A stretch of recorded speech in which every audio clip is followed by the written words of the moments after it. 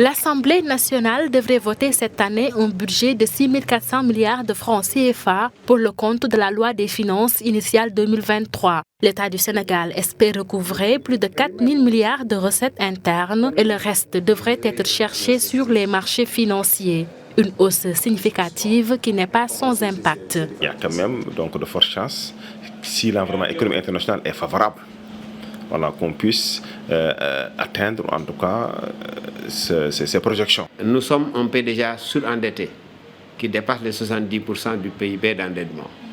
Et que le service de la dette est exécrable, plus de 100 milliards par mois.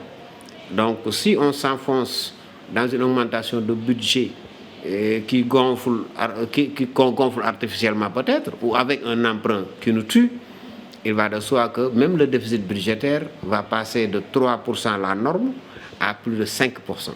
Ce qui fait que tous les agrégats même sont un peu au rouge. Donc, une chose c'est vrai, avoir un budget conséquent pour des ambitions politiques, ça c'est normal. Mais une autre chose, c'est de faire très attention dans la composition de ce budget et ses orientations.